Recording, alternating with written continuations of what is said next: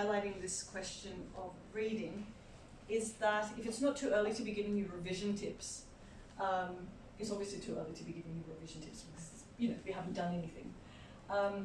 I would suggest that as you take notes, both from the seminars and from your own readings, and consolidate them, take notes also of the things that you think about the material. So obviously you're going to need to know what the Trademark Act says. You're going to need to know the facts of Arsenal and Reed. By the time you finish this year, you'll feel sick to death probably of Arsenal and Reed the case. So the key here is, also L'Oreal and Barreau. The key is that as you're reading, you don't necessarily have to do this every week, but as you go along, write down what you think about the things that you're reading about. Do you agree with the reasoning of the cases? How can you contrast the cases to each other? This is going to be particularly helpful because the kind of coursework you're going to get and the kind of exam answers you're going to have to answer are going to be asking you to do exactly that.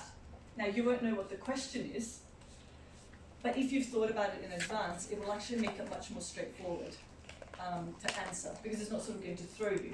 When it says, critically assess the absolute ground for refusal of trademarks. Again, that's a bit broad. But if you already have thoughts about the absolute grounds for refusal, it's going to be much easier to answer that question. On the reading point, you will see that in the syllabus, because this was done a little while ago, this is on page 7, there is no prescribed text, but there are 2 texts mentioned. One of them is the Bentley and Others intellectual property, and the other one is the Brown and Others. And just in the interest of full disclosure, I'm one of the others. And we have actually now submitted it to the publisher, and it actually exists, so it's no longer forthcoming. But if you're looking at it, this is the version. So don't look at the 4th edition. You want the 5th one for Brown and the 5th one for Bentley. And all of these are available in high demand in the library. So at various points, I will suggest readings from the textbooks. In my experience of teaching this class before, often it helps to start with this book as sort of the classic sort of textbook, and then reading Bentley on top of that, in terms of providing sort of more detail for some of the areas. But again, it's up to you. See how you go with them. What was the name of that book? Contemporary Intellectual Property. It's Contemporary Intellectual Property Law and Policy. Yeah. There was no digital version of that online in the library. So I thought maybe if every one of us just takes one from the library, then there will be no left. So I ordered a used book, but it's not that edition. It's the further one, to just get an overview, and I can read the rest from the newest. But is that wrong? Is it very different? Yeah, unfortunately it is because of the EU trademarks regulations. Okay. So it'll be, at least in terms of trademarks, which is what we need, this would make more sense. Now, if everyone decides to use it, I have spare copies, which I can lend, because for some reason when you write, they sort of send you a box of them. And I can put them into the law workshop. And what I can also do is just ask the library to buy more. Yes. Yes. So can someone agree to send me an email so I can say, I have been asked? Our Vice President. Yeah. Yes, I think that's a good idea. If you could just send me an email about the textbook, that would be quite helpful. Okay, I will send. Yeah. Can we copy the book or not? Cheers, mate. Thank you. Well, I think I'm probably the wrong person to ask, and I suspect that OUP will probably say, actually no, because you're allowed to copy, a fair extract, which is 10%, which is not actually that much. But yeah, so I would use Heavy Demand in the main library, but also once you have access to it, you can use it in the law workshop. If you can't access it there, obviously, just ask me, and I can distribute. I can use one or two of my own spare copies. Yep.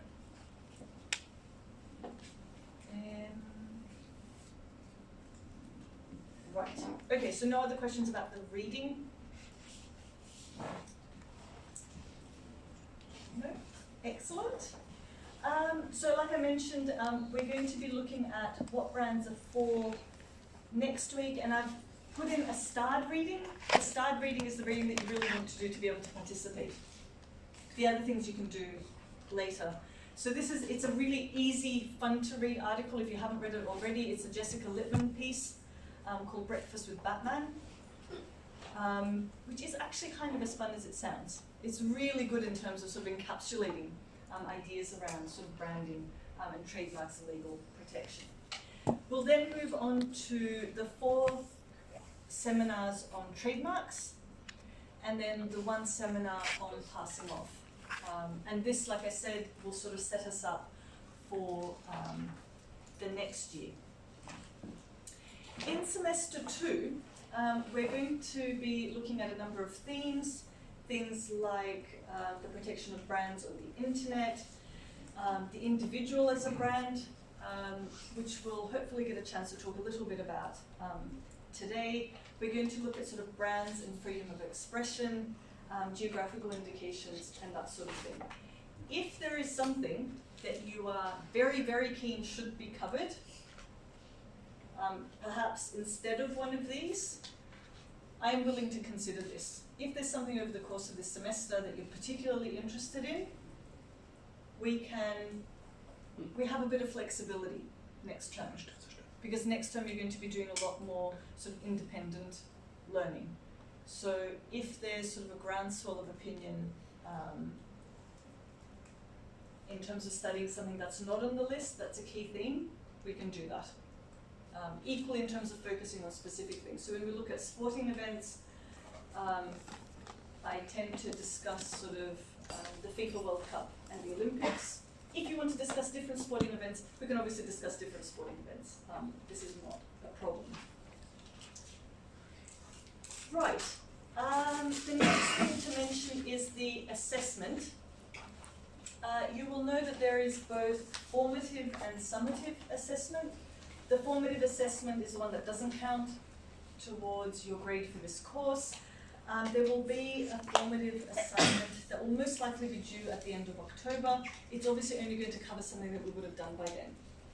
So that tends to be fairly short. It's sort of 1,500 word piece of writing, probably on a certain aspect of trademarks, a particular trademarks rule.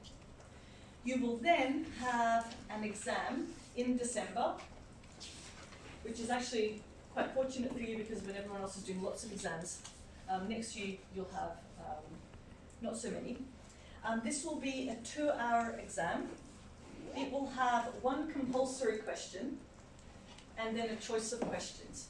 So for anyone who's seen the exam from last year, you will see that I give you the exam in advance, which is maybe a little bit unusual in terms of what you've done before, depending on what uni you've been in. So 7 days before the exam, I basically put the exam paper up on Moodle so you can prepare. That of course also means that you can't bring anything into the exam unless for example, you meet whatever the requirements are in terms of bringing in a translation dictionary. But that's a separate issue. So that's not sort of one for me, that's sort of one for the postgraduate office. So the idea is that you have this exam paper in advance and you're able to prepare the questions. It'll be interesting.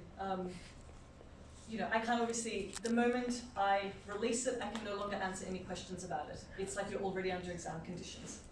So this again is warning that if you have any questions, you need to ask me before I release the exam. Yes, like now we'll be fine. Now is before the exam. So we won't even have a dictionary in the exam because we already prepared before? No, see, I'm not sure. I think that you can, but I think that there's a particular form that you have to fill out with the postgraduate office that says, this is my dictionary, and I think it has to be word for word. So it can't be Explanations or anything? Yeah, it can't be a legal dictionary, it can't be explanation. It's literally, this is the German word, this is the English word, and vice versa. But anything else, no. You won't be able to bring it in. So this exam Yes, it'll be 2 hours. You'll have that done. That's 50% of your course. So the year is exactly broken up, half and half. Next term, you have an essay. That's also worth 50%. It's 4,000 words. Now, the thing that's a little bit tricky about this is that you're going to have to do some of the work on choosing the question yourselves and formulating it. This is quite an intensive process, potentially, which is why the question will be linked to your group presentation. So you don't write the essay together, but you have the group presentation, which is effectively like a formative exercise. So you present the topic, your classmates can ask you questions, I can ask you questions and give you feedback. So the idea is that having picked your topic, this is a chance for you to get, maybe if there are things that don't quite work, to make them not work in advance. So by the time you sort of work out some of your ideas before you start writing. Are there any questions about that? Yep. Does that mean that everyone in the group is going to raise the same essay question? They can potentially, although you won't collaborate on the essay in any way. So it'll still be like the usual rules about don't talk to anyone. What do we call it? Collusion, I think is the word. But obviously it doesn't quite work because you work together on the presentation, but I'm not going to stop you at all from answering the same question. For some reason last year, a whole lot of students really wanted to write about geographical indications and Prosecco, which is fine. This is fine, there's a lot to say about this. Specifically also like sort of Prosecco and Australia's terrible track record of protecting EU GIs, which is fair. Australia is not sort of that keen on them. But yeah, so you can have potentially the same question, but you just write it individually. Yes? Can we choose the group members ourselves, or are you structuring the group? Yep, I'm structuring the group. So the way I did it last time is I put up all of the topics that we're going to be discussing. So the individual as a brand, sporting events, you pick the topic that you want, and then I basically assign the people at random. So say there are 8 people who pick sporting events, I assign you at random to groups of 4.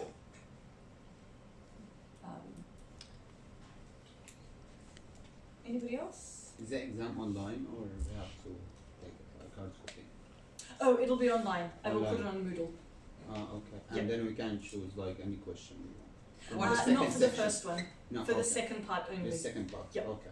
So I think from last year, I think there was a choice of 5 questions. So should we do it like and hand it back, or we do it just online and submit Oh, online? no, you'll go actually into an exam hall Okay. with an invigilator.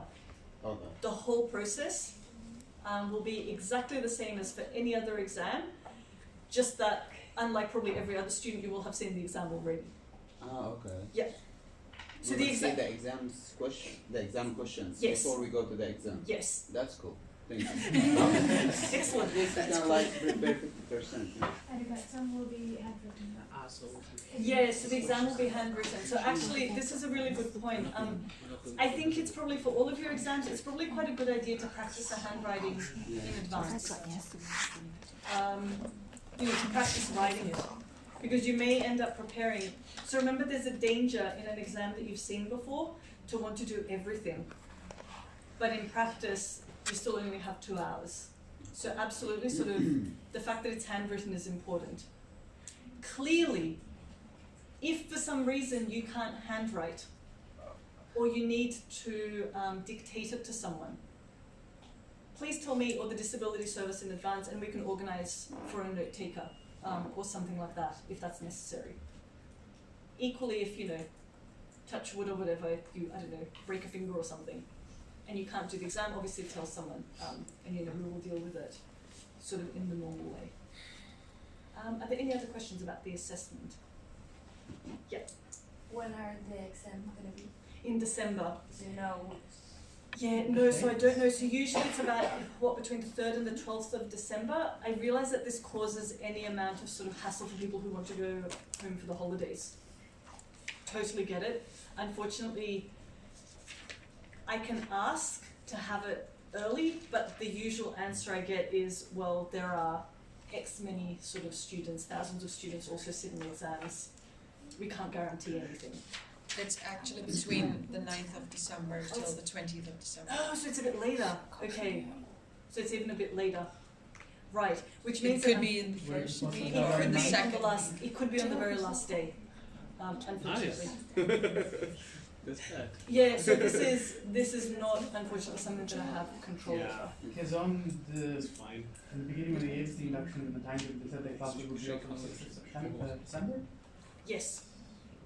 Oh no. So you have time. Well, no. The idea is that the class is finished before. Yeah, but we wouldn't really be able to go away anywhere. would we? No. No, this is correct. I mean, you can go away, I suppose, and come back, but no, the issue is that the classes finish, and effectively then you have a revision period. When will we get the exam paper? She wrote me. Oh, you'll get the exam 7 days before the deadline. Sorry, 7 days before you're When do due we to know set the exam. when the date of the exam is? Because when we get the I'm trying to remember, at some point they produce a draft. I don't know whether that's maybe early November. I'm not quite sure, but it's done centrally. Certainly, as soon as I find out, I will say, but I'm not likely to find out, I suspect, more quickly than you are. There will be a sort of centralized email that goes around. So on the one hand, you might have a later exam and therefore more time to prepare. On the other hand, you won't be able to leave for your holidays as quickly as you'd like. So that's pretty much where it is. May I ask one question, please? Is for the answer for the exam would be in essay form or I don't know. Like, should we write essays like 1,000 word for each Right. question? Or So what do you prefer?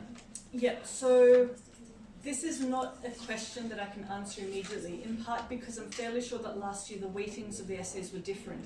So the compulsory essay was worth more than the optional one, the one that you choose. Okay. The other reason I can't give sort of any more information about the form or the substance of it is that all of the assessment that we set needs to be run past the external. Now this will be familiar to the Scottish students, I expect, but every assessment that we set is sent to, say, a lecturer or professor at a different university in the UK. In our case, it's Professor Naniatis at Queen Mary in London. So until I get the okay for the assessment, I can't really say with sort of a degree of confidence that this is definitely what the assessment will be. Similarly, when you, sometimes when you get your marks, especially for essays, those marks will be provisional. That is to say that they're subject to change until such a time that they've been checked by the external examiner. So I first mark them. One of my colleagues second marks them, that is to say moderates them to make sure that I'm consistent. All of our marking then gets sent to the external, who looks also at a sample to check not only that we're internally consistent, but to make sure that it effectively meets the requirements of a UK Masters as a whole. So this takes a little bit of time. So sometimes you might get your grades, but we won't know that they're the final ones until they've been checked as a whole. So this has not happened before, but it's not beyond the bounds of possibility that someone decides that everyone's marks should go up or down. It's unlikely, but potentially. This is the sort of thing that the external examiner does. Again, I don't know whether this happens in other universities, but certainly it does in the UK ones. Okay, have we exhausted the topic of the assessment? Excellent. So as I mentioned, obviously if you have any other questions, you can email me. You can come to my office hours. Please check your email regularly and Moodle. I tend to post Moodle announcements that come to you as emails. If for some reason the classroom changes or there's an extra piece of reading or I'm directing you to say specific page numbers in the reading, all of this will be on Moodle. Okay, so we have about at least 15 minutes until we get to sort of the halfway point. I will just say actually, we have 2 hours normally, so this is a bit unusual because it's introductory. Usually we would have a break for 10 minutes in the middle, we don't have to have the break, we can finish earlier. However, it is quite long, so this is something we can sort of keep under review. What I'd like you to do now is to get into groups. Just to do a quick activity, just to start to sort of get us thinking about brands and branding. And like I said, I'd like you to get into groups where you're not all from the same jurisdiction, basically. I think we've all sort of introduced ourselves. I think that you can do this. So maybe get into groups of 3 or 4 or 5. Get into groups and then we'll do sort of a quick activity. Okay, go.